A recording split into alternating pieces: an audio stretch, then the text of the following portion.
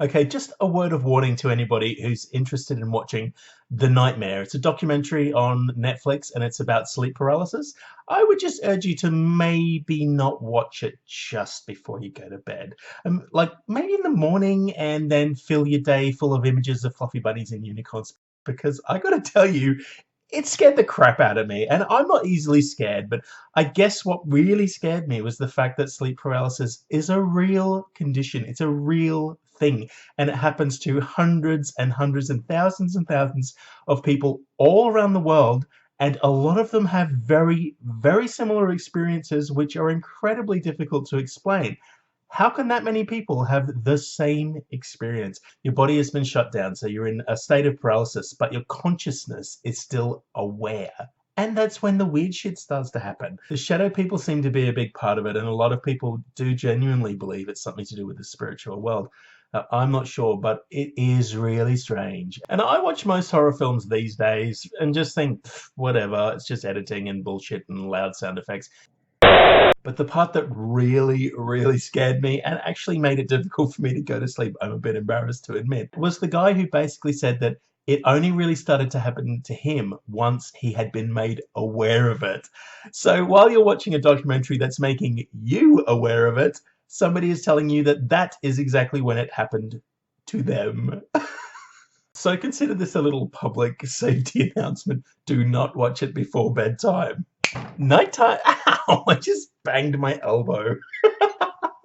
Hey, it's nighttime. I'm quite enjoying this nighttime lighting. Look at it. It's quite sort of, I don't know, filmic. Now, I'll remember this in the future, but for now, back to daytime. Daytime! So, God, so cheesy.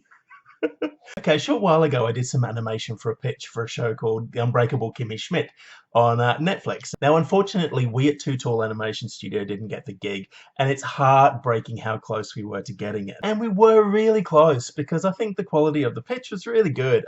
Well, have a look at it.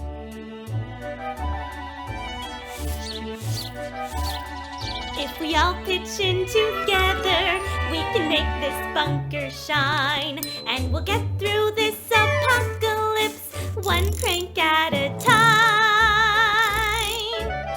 Keep cranking, boys. I really wanted the job because I'm a big fan of the show. So the new season came out on Netflix last week, and of course the first thing I did was skip forward to see who beat us and check out episode 10. And hey, let me know if you think we should have got the gig or not. I was recently watching something on YouTube that a guy was basically saying that it takes at least 2 years of uploading content before you get a decent audience and before people start to pay attention to what you're doing. And I gotta say, well, I'm going to stick at it.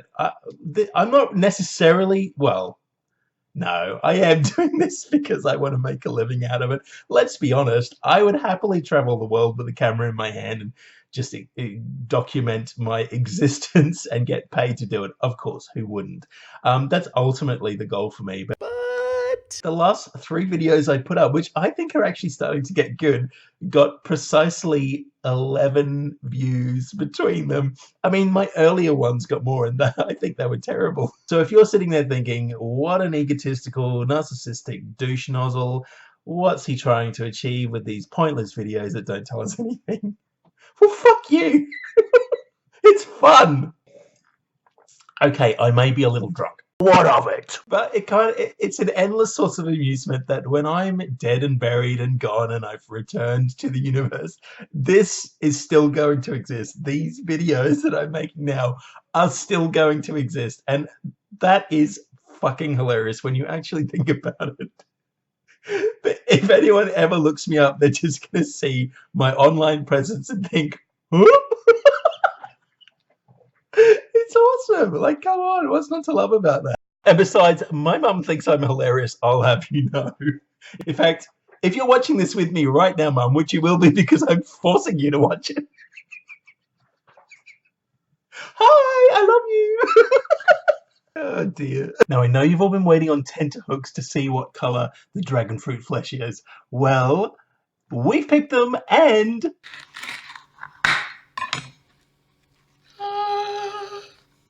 fuchsia!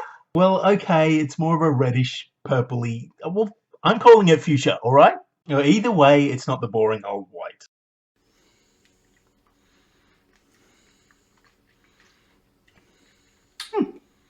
It's just kind of a generic, mild, sweet flavour.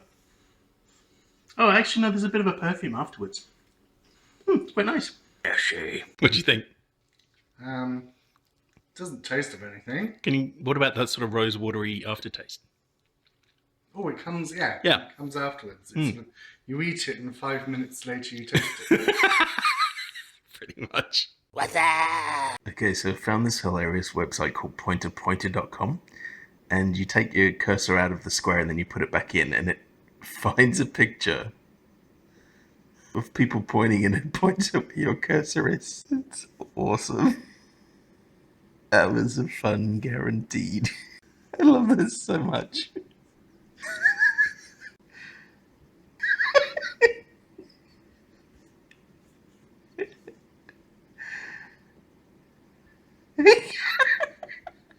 What? Why are you taking a picture of my nose? You've got juice on the end of it. Juice. Juice. Way to ruin that take. Casual racism.